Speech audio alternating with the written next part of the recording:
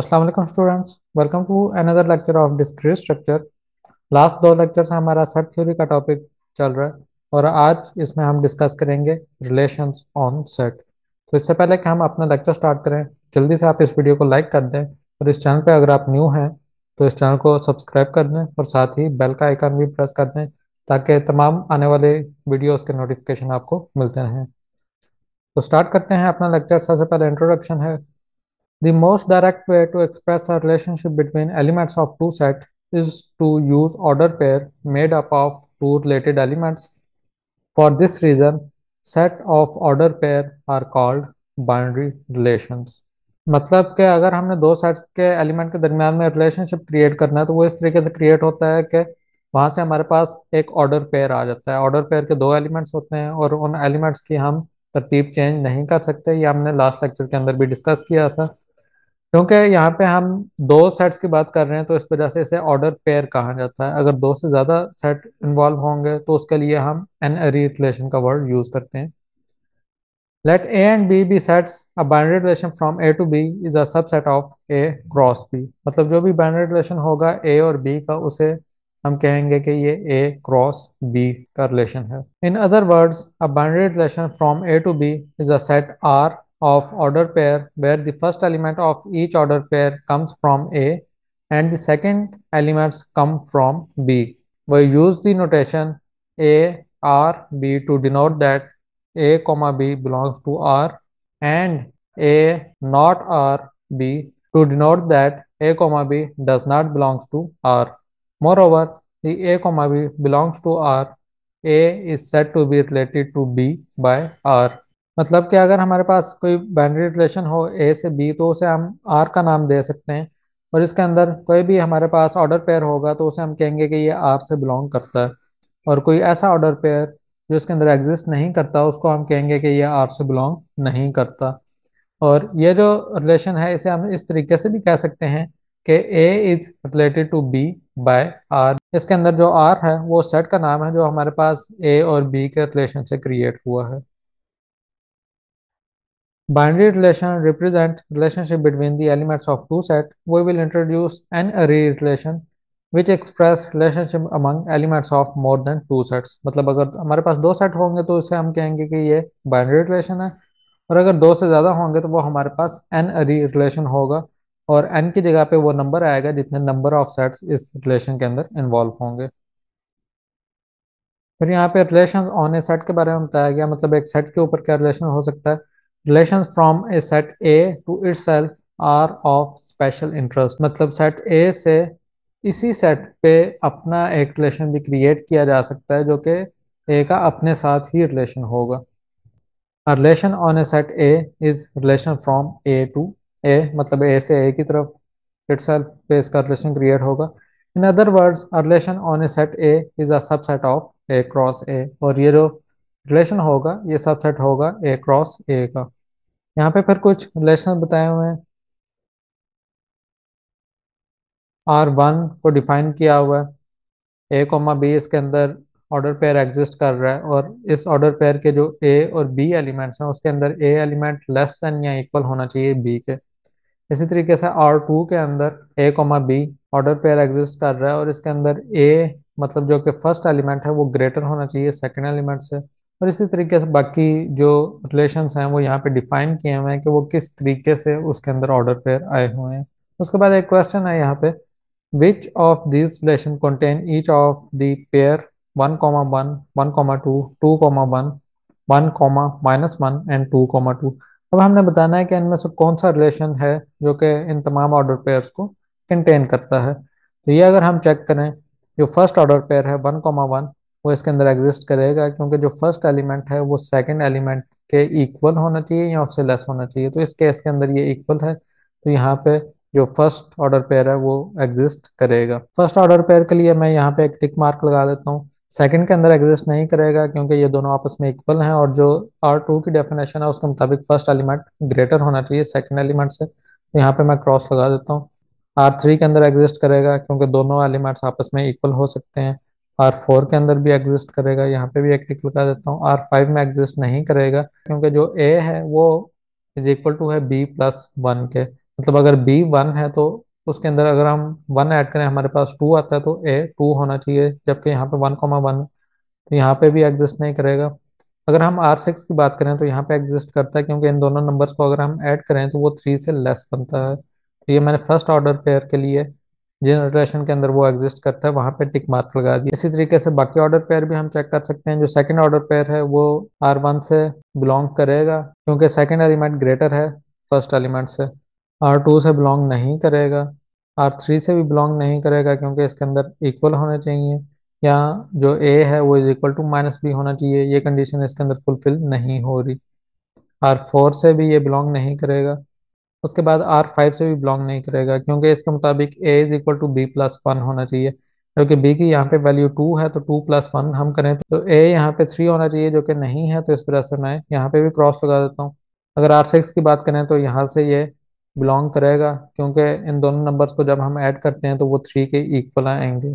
इस तरीके से थर्ड ऑर्डर पेयर को मैं अगर चेक करूं तो ये फर्स्ट रिलेशन से बिलोंग नहीं करेगा, सेकंड से बिलोंग करेगा, उसके बाद थर्ड से बिलोंग नहीं करेगा, फोर से भी बिलोंग नहीं करेगा क्योंकि ये इक्वल नहीं है आपस में।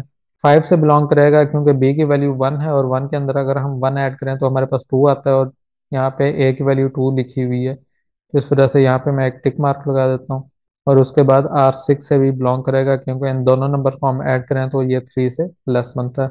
उसके बाद अगर लास्ट ऑर्डर पेयर को हम चेक करें तो आर वन से ये बिलोंग करेगा, आर टू से बिलोंग नहीं करेगा, आर थ्री से बिलोंग करेगा, आर फोर से भी बिलोंग करेगा, आर फाइव से बिलोंग नहीं करेगा, और आर सिक्स से भी बिलोंग नहीं करेगा, क्योंकि इन दोनों नंबर्स को जब हम ऐड करते हैं तो वो थ्री से ग्रेटर हो जाते हैं। तो इस तरीके से कोई भी ऑर्डर पेयर हमारे पास मौजूद हो तो उसको हम चेक कर सकते हैं रिलेशन की डेफिनेशन के मुताबिक कि क्या वो इस सेट के अंदर एग्जिस्ट करता है या एग्जिस्ट नहीं करता। तो आप मूव करते हैं अपनी नेक्स्ट स्लाइड पे। नेक्स्ट स्लाइड है related to properties of relation.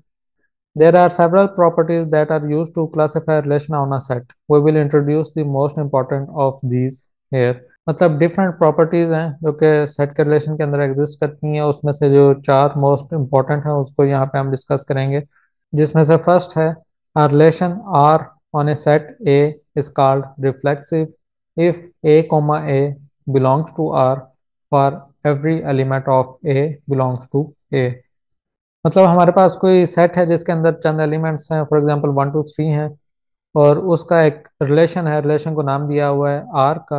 यह रिलेशन रिफ्लेक्सिव कहलाएगा।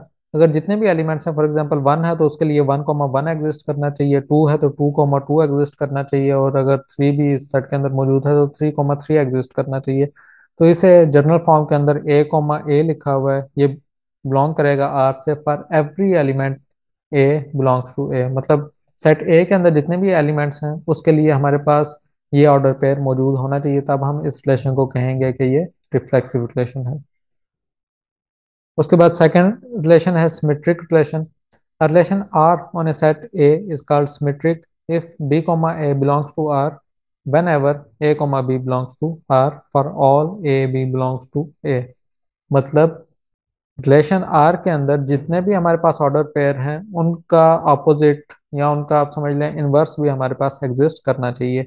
अगर एक ऑर्डर पेयर हमारे पास वन कोमा टू है तो उसके अगेंस्ट हमारे पास टू कोमा वन होना चाहिए, और इस तरीके से जितने भी ऑर्डर पेयर होंगे उन तमाम के इनवर्स हमारे पास एग्जिस्ट करने चाहिए, तब ये रिलेशन हमारा सिमेट्रिक रिलेशन कहलाएगा।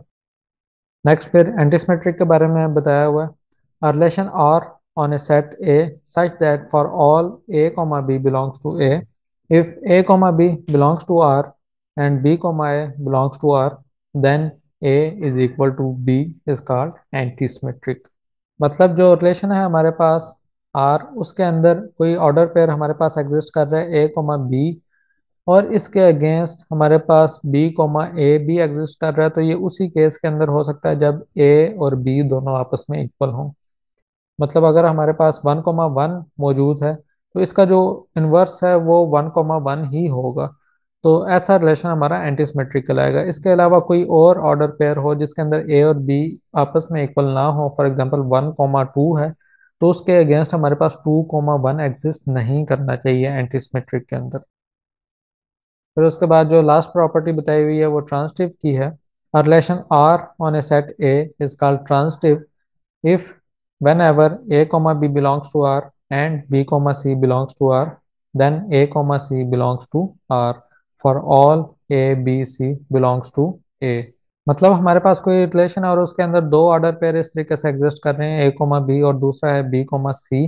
तो इसके अंदर देखने वाली बात यह है कि जो फर्स्ट ऑर्डर पेयर है उसका सेकंड एलिमेंट और जो सेकंड ऑर्डर पेयर है उसका फर्स्ट एलिमेंट सेम है। तो अगर कभी भी ऐसे हो जाए तो इन दोनों एलिमेंट्स को आप ये समझ लेंगे, हम आपस में क्रॉस करेंगे तो हमारे पास जो एलिमेंट बचेगा वो होगा ए कोमा सी।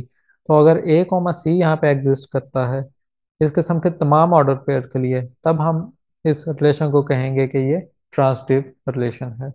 उसके बाद नेक्स्ट स्लाइड के अंदर एक एग्जांपल डिस्कस की हुई है जिससे आपका कॉन्सेप्ट मजीद क्लियर हो जाएगा प्रॉपर्टीज ऑफ रिलेशन के बारे में। Consider the following relation on a set 1 2 3 4। यहाँ पे हमें एक सेट दिया हुआ है जिसके एलिमेंट्स हैं 1 2 3 4 और उसके बाद यहाँ पे 5 रिलेशन हमें दिए हुए हैं और इनके अंदर डिफरेंट ऑर्डर पेयर्स मौजूद हैं। अब हमने यहाँ पे ये बताना है कि जो R1 रिलेशन है उसके अंदर कौन कौन सी प्रॉपर्टीज होल्ड करती हैं। तो फर्स्ट प्रॉपर्टी जो हमने लास्ट स्लाइड के अंदर देखी है वो है रिफ्लेक्सिव प्रॉपर्टी। रिफ्लेक्सिव प्रॉपर्टी के लिए ये है कि जिस तरीके से हमारे पास ये सेट मौजूद है तो R1 के अंदर 1 1 भी एग्जिस्ट करना चाहिए, 2 2 भी एग्जिस्ट करना चाहिए, 3 3 भी एग्जिस्ट करना चाहिए और 4 4 भी एग्जिस्ट करना चाहिए। तब हमारा जो R1 रिलेशन है ये रिफ्लेक्सिव रिलेशन होगा। तो आप देख सकते हैं यहाँ पे 1 1 एग्जिस्ट कर रहा है, 2 2 एग्जिस्ट कर रहा है, लेकिन 3 3 इसके अंदर मौजूद नहीं है। उसके बाद 4 4 यहाँ पे एग्जिस्ट कर रहा है। तो इसका मतलब है कि R1 के अंदर रिफ्लेक्सिव प्रॉपर्टी होल्ड नहीं करती। उसके बाद जो सेकंड प्रॉपर्टी है वो हमने सिमेट्रिक की चेक करनी है। सिमेट्रिक में ये है कि अगर कोई भी ऑर्डर पेयर हमारे पास मौजूद है तो उसका इन्वर्स भी मौजूद होना चाहिए। तो फर्स्ट ऑर्डर पेयर है 1 1, इसका इन्वर्स 1 1 ही होगा, तो ये एग्जिस्ट कर रहा है। उसके बाद नेक्स्ट ऑर्डर पेयर है 1 2, तो इसका इन्वर्स उससे नेक्स्ट हमारे पास मौजूद है 2 1। नेक्स्ट ऑर्डर पेयर 2 2 है तो इसका इन्वर्स भी 2 2 होगा। उसके बाद नेक्स्ट ऑर्डर पेयर है 3 4, तो इसके अगेंस्ट हमारे पास 4 3 एग्जिस्ट करना चाहिए जो कि यहाँ पे मौजूद नहीं है। तो इस वजह से ये रिलेशन सिमेट्रिक रिलेशन भी नहीं होगा। सेम इस तरीके से अगर नेक्स्ट ऑर्डर पेयर को भी देख लें तो ये है 4 1 और इसके अगेंस्ट 1 4 हमारे पास मौजूद नहीं है। नेक्स्ट प्रॉपर्टी एंटीसिमेट्रिक की है और एंटीसिमेट्रिक की प्रॉपर्टी ये थी कि अगर हमारे पास ए कोमा बी एग्जिस्ट कर रहा है और B comma A B exist कर रहा है तो उस केस के अंदर ए और बी दोनों आपस में इक्वल होने चाहिए। तो यहाँ पे हमारे पास 1 1 एग्जिस्ट कर रहा है तो इसको अगर हम उल्ट करते हैं तब भी 1 1 ही बनता है। मतलब ए कोमा बी और बी कोमा ए एग्जिस्ट कर रहा है और इस केस के अंदर ए और बी दोनों आपस में इक्वल हैं। तो ये तो हमारे पास एंटीसिमेट्री की प्रॉपर्टी होल्ड कर गई। उसके बाद अगर हम देखें तो 1 2 एग्जिस्ट कर रहा है और इसके अगेंस्ट हमारे पास 2 1 भी एग्जिस्ट कर रहा है। मतलब ए कोमा बी हमारे पास यहाँ पे मौजूद है और बी कोमा ए भी मौजूद है, लेकिन इस केस के अंदर ए और बी दोनों आपस में इक्वल नहीं है। तो इस वजह से यहाँ पे एंटीसिमेट्रिक की प्रॉपर्टी भी होल्ड नहीं कर रही, क्योंकि एंटीसिमेट्रिक की प्रॉपर्टी ये कहती है कि अगर ये दोनों ऑर्डर पेयर एग्जिस्ट करते हैं इस तरीके से तो इस केस के अंदर ए और बी आपस में इक्वल होना चाहिए, जो कि यहाँ पे नहीं है। उसके बाद जो नेक्स्ट प्रॉपर्टी है वो है ट्रांजिटिव की। और ट्रांजिटिव में मैंने आपको बताया था दो ऑर्डर पेयर हम चेक करते हैं, फर्स्ट ऑर्डर पेयर का सेकंड एलिमेंट और सेकंड ऑर्डर पेयर का फर्स्ट एलिमेंट अगर सेम हो तो इसको हम क्रॉस कर देते हैं और बाकी जो एलिमेंट बचते हैं वो हमारे पास एक ऑर्डर पेयर के अंदर एग्जिस्ट करना चाहिए। तो यहाँ पे हम देख सकते हैं 1 1 मौजूद है और उसके बाद 1 2 भी मौजूद है। तो इसका सेकंड एलिमेंट और नेक्स्ट ऑर्डर पेयर का फर्स्ट एलिमेंट ये सेम है। तो अगर इन दोनों को हम कैंसिल करें तो हमारे पास बचता है 1 2 जो कि इसके अंदर मौजूद है। अब अगर हम इससे आगे कोई भी ऑर्डर पेयर चेक करें तो किसी भी ऑर्डर पेयर का फर्स्ट एलिमेंट 1 नहीं है, तो अब इस ऑर्डर पेयर को हम छोड़ देंगे और उससे नेक्स्ट पे शिफ्ट हो जाएंगे। यहाँ पे हमारे पास है 1 2 और उसके बाद 2 1 एग्जिस्ट कर रहा है। और अगर इस 2 को हम कैंसिल करें तो हमारे पास बचता है 1 1 जो कि ये हमारे पास फर्स्ट ऑर्डर पेयर के अंदर लिखा हुआ है। इसी तरीके से जो नेक्स्ट ऑर्डर पेयर है उसका फर्स्ट एलिमेंट भी 2 है, तो मतलब ये 2 इस 2 के साथ भी कंपेयर किया जा सकता है। तो अगर इन दोनों 2 को हम कैंसिल करें तो हमारे पास बचता है 1 2 जो कि इटसेल्फ ये वाला ऑर्डर पेयर खुद ही है। उसके बाद आगे कोई ऐसा ऑर्डर पेयर नहीं है जिसका फर्स्ट एलिमेंट 2 हो, तो इस वाले हम ऑर्डर पेयर को अब छोड़ देंगे, मजीद इसे कंपेयर नहीं करेंगे। उससे नेक्स्ट है 2 1 और जो फर्स्ट हमारे पास ऑर्डर पेयर है वो है 1 1। तो इस वाले 1 को और इस वाले 1 को अगर हम कैंसिल करें तो हमारे पास बचता है 2 1 जो कि पहले से ही यहाँ पे मौजूद है। उसके बाद नेक्स्ट ऑर्डर पेयर अगर हम देखें तो यहाँ पे है 2 2 और ये जो इससे पीछे वाला ऑर्डर पेयर है ये है 2,1। तो इसका ये वाला 2 और इसका ये 2 कैंसिल करें तो हमारे पास बचता है 2,1, जो कि पहले से हमारे पास इस जगह पे एग्जिस्ट कर रहा है। उसके बाद नेक्स्ट ऑर्डर पेयर है हमारे पास 3,4 और उससे नेक्स्ट है 4,1। मतलब इसका सेकंड एलिमेंट और इसका फर्स्ट एलिमेंट ये सेम है। अगर इन दोनों एलिमेंट्स को हम निकाल दें तो हमारे पास पीछे बचता है 3,1 और इस रिलेशन के अंदर 3,1 एग्जिस्ट नहीं करता, तो इस वजह से जो R1 है ये ट्रांजिटिव भी नहीं होगा। तो R1 के बारे में लिखा हुआ है does not contain any property of relation, मतलब रिफ्लेक्सिव भी नहीं है, सिमेट्रिक भी नहीं है, एंटी सिमेट्रिक भी नहीं है और उसके बाद ट्रांजिटिव भी नहीं है। अगर R2 को हम देखें तो इसके अंदर 1,1 एग्जिस्ट कर रहा है लेकिन 2,2 एग्जिस्ट नहीं कर रहा है। इसी तरीके से 3,3 और 4,4 एग्जिस्ट नहीं कर रहा, तो ये रिफ्लेक्सिव नहीं होगा। उसके बाद सेकंड प्रॉपर्टी सिमेट्रिक की है, 1,1 है तो इसका जो इन्वर्स है वो 1,1 ही होगा, जो कि यहाँ पे एग्जिस्ट कर रहा है। उसके बाद 1,2 है तो 2,1 भी हमारे पास एग्जिस्ट कर रहा है, तो इसका मतलब है कि ये रिलेशन सिमेट्रिक रिलेशन है। कोई भी रिलेशन जो सिमेट्रिक हो वो एंटी सिमेट्रिक नहीं हो सकता, तो एंटी सिमेट्रिक की प्रॉपर्टी यहाँ पे हमें चेक करने की जरूरत नहीं है। उसके बाद जो नेक्स्ट प्रॉपर्टी है वो ट्रांजिटिव की है। तो फर्स्ट ऑर्डर पेयर हमारे पास 1,1 और उसके बाद नेक्स्ट ऑर्डर पेयर हमारे पास 1,2। तो इन दोनों 1 को अगर मैं निकाल दूं तो मेरे पास बचता है 1,2, जो कि ये वाला ऑर्डर पेयर इटसेल्फ है। तो फर्स्ट दो ऑर्डर पेयर के ऊपर ट्रांजिटिव की प्रॉपर्टी होल्ड कर रही है। इस तरीके से अब हम नेक्स्ट वाला ऑर्डर पेयर चेक कर लेते हैं। ये है 1,2 और उससे नेक्स्ट है 2,1, मतलब इसका सेकंड एलिमेंट और इसका फर्स्ट एलिमेंट ये सेम है आपस में। इन्हें अगर मैं कैंसिल करूं तो मेरे पास बचता है 1,1, जो कि फर्स्ट नंबर पे मेरे पास लिखा हुआ है। इसका मतलब है R2 के अंदर ट्रांजिटिव की प्रॉपर्टी होल्ड करती है।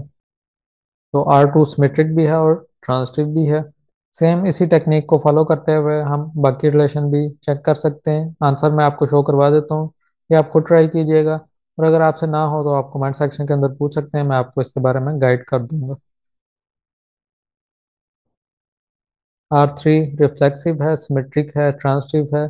इस तरीके से R4 ट्रांजिटिव है और R5 रिफ्लेक्सिव है, एंटी सिमेट्रिक है और ट्रांजिटिव है। मूव करते हैं नेक्स्ट स्लाइड पे, जो कि है कंपोजिट रिलेशन के बारे में। Let R be a relation from a set A to set B and S a relation from B to a set C। The composite of R and S is the relation consisting of order pairs A, C, where A belongs to A and C belongs to C, and for which there exists an element B belongs to B such that A, B belongs to R and B, C belongs to S. We denote the composite of R and S by S composite R. तो यहाँ पे यह बताया जा रहा है कि अगर हमारे पास दो रिलेशंस हों, फर्स्ट जो रिलेशन है वो R का है जिसके अंदर जो सेट इन्वॉल्व है वो A और B इन्वॉल्व है।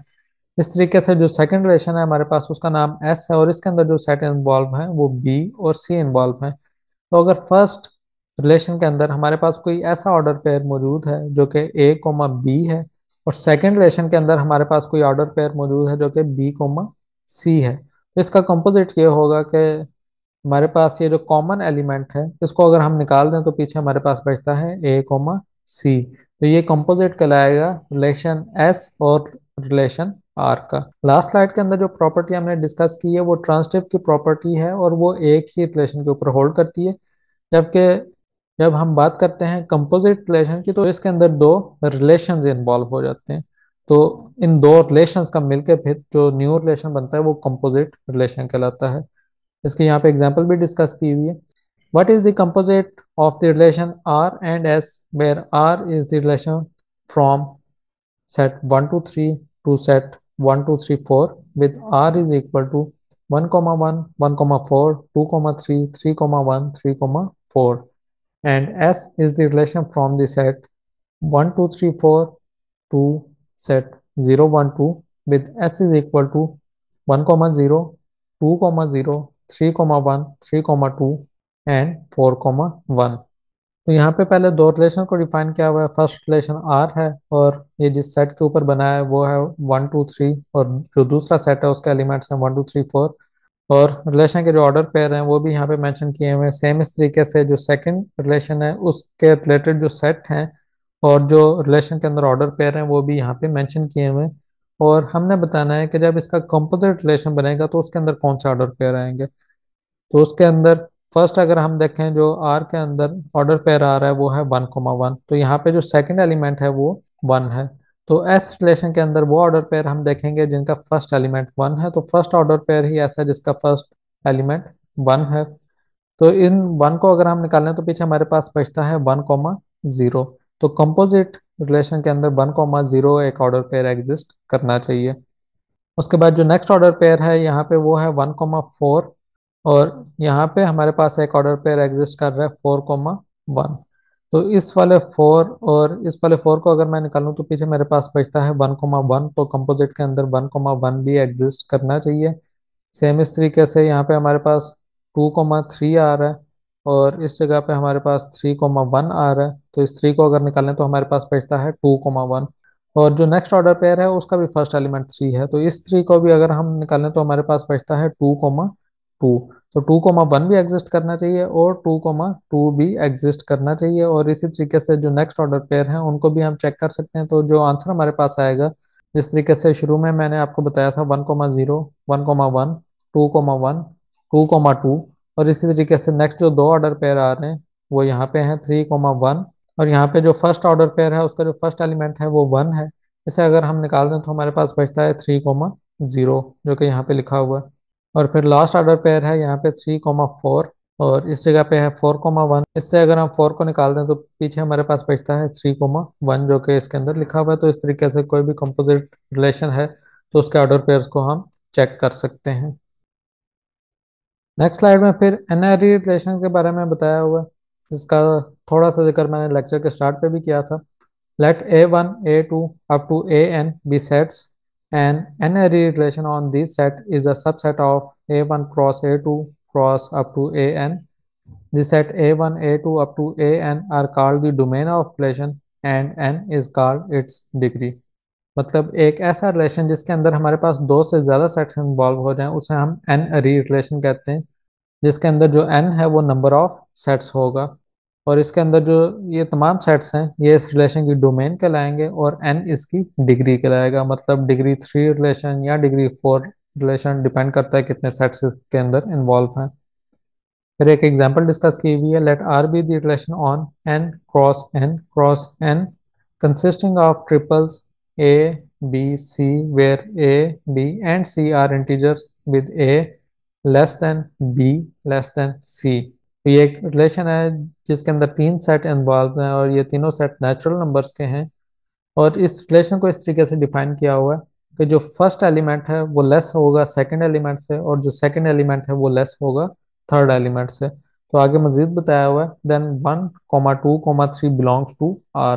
तो 1, 2, 3 ये आर से बिलोंग करेंगे क्योंकि ये इस प्रॉपर्टी को फुलफिल कर रहे हैं कि जो 1 है वो लेस है 2 से, और इस तरीके से 2 लेस है 3 से।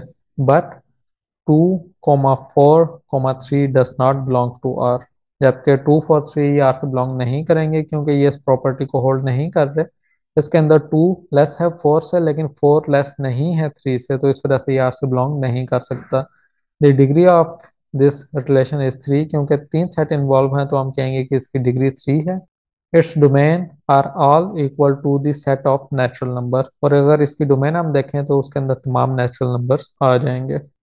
उसके बाद नेक्स्ट एग्जांपल है, let R be the relation on Z cross Z consisting of all triples of integers a, b, c in which a, b and c forms an arithmetic progression, that is a, b, c belongs to R if and only if there is an integer k such that b is equal to a plus k and c is equal to a plus 2k, or equivalently such that b minus a is equal to k and c minus b is equal to k। तो यहाँ पे इस relation के बारे में बताया हुआ है कि तीन सेट्स इसके अंदर इन्वॉल्व हैं, और इस रिलेशन को इस तरीके से डिफाइन किया है कि अगर हम b से a को सब्ट्रैक्ट करते हैं तो हमारे पास एक नंबर आएगा k, और ये नंबर इक्वल होना चाहिए अगर हम c से b को सब्ट्रैक्ट करते हैं। या एक और तरीका भी है इस रिलेशन को डिफाइन करने का कि b इक्वल होगा अगर हम a के अंदर एक नंबर को ऐड करते हैं, और उसी नंबर को अगर हम 2 से मल्टीप्लाई करके a में ऐड करें तो ये इज इक्वल टू होगा सी के। तो आगे फिर बताया हुआ है note that 1 3 5 belongs to R. तो ये इस वजह से है क्योंकि इसके अंदर कंसिडर कर लें कि जो 1 है ये ए है, उसके बाद जो 3 है ये बी है, और उसके बाद जो 5 है वो सी है। तो बी के लिए बताया हुआ है कि ए प्लस के, मतलब बी हमारे पास यहाँ पे 3 है, तो अगर हम 1 के अंदर 2 को ऐड करते हैं तो हमारे पास 3 आता है। और इसी तरीके से जो सी है वो हमारे पास आना चाहिए अगर हम 1 के अंदर 2 को 2 के साथ मल्टीप्लाई करके ऐड करें, क्योंकि के की जो वैल्यू है वो यहाँ पे 2 है। तो 2 को 2 के साथ मल्टीप्लाई करेंगे तो 4 आएगा, 4 को 1 में ऐड करें तो हमारे पास 5 आता है। तो ये जो हमारे पास ट्रिपल लिखा हुआ है ये इस रिलेशन की प्रॉपर्टी को फुलफिल करता है।